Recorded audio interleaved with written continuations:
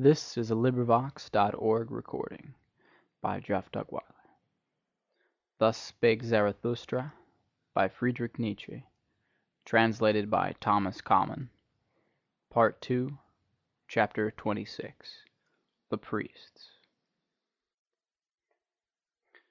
And one day Zarathustra made a sign to his disciples, and spake these words unto them. Here are priests, but although they are mine enemies, pass them quietly and with sleeping swords. Even among them there are heroes. Many of them have suffered too much, so they want to make others suffer. Bad enemies are they. Nothing is more revengeful than their meekness, and readily doth he soil himself who toucheth them. But my blood is related to theirs, and I want withal to see my blood honoured in theirs. And when they had passed, a pain attacked Zarathustra, but not long had he struggled with the pain when he began to speak thus. It moveth my heart for those priests. They also go against my taste, but that is the smallest matter unto me, since I am among men. But I suffer and have suffered with them. Prisoners are they unto me, and stigmatized ones.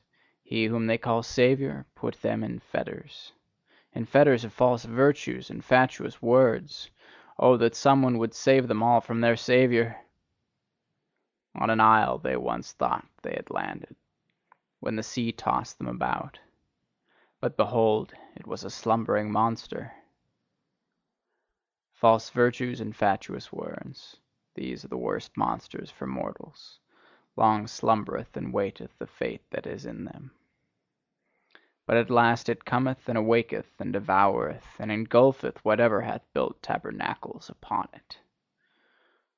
Oh, just look at those tabernacles which those priests have built themselves. Churches they call their sweet-smelling caves. Oh, that falsified light, that mustified air, where the soul may not fly aloft to its height, but so enjoineth their belief.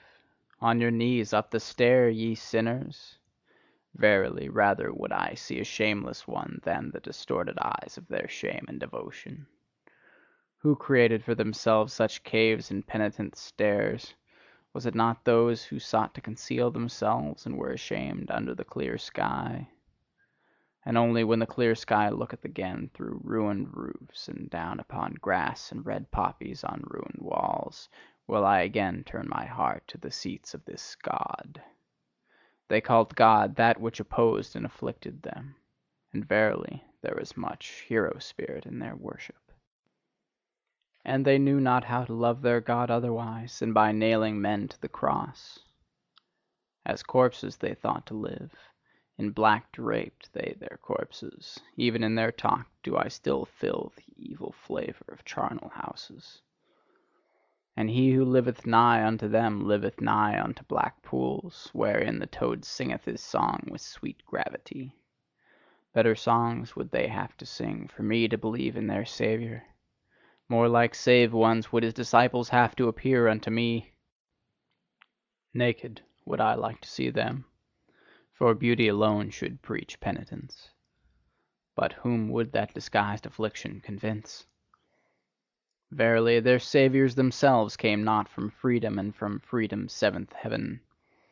Verily, they themselves never trod the carpets of knowledge. Of defects did the spirit of those saviours consist, but into every defect had they put their illusion, their stopgap, which they called God. In their pity was their spirit drowned, and when they swelled and overswelled with pity, there always floated to the surface a great folly. Eagerly and with shouts drove they their flock over their footbridge, as if there were but one footbridge to the future. Verily, those shepherds also were still of the flock. Small spirits and spacious souls had those shepherds, but my brethren, what small domains have even the most spacious souls hitherto been!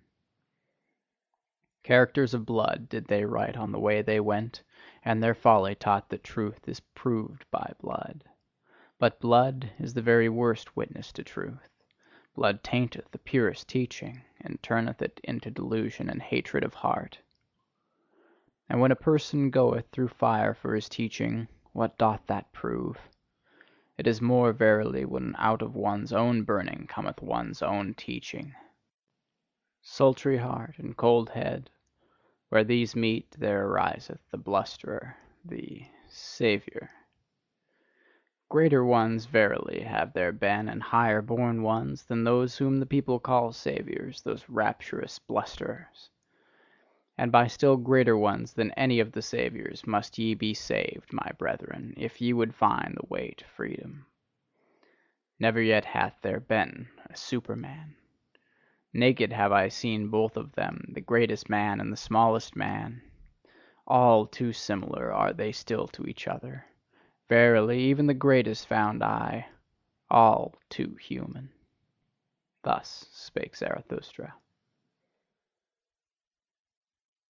End of chapter 26.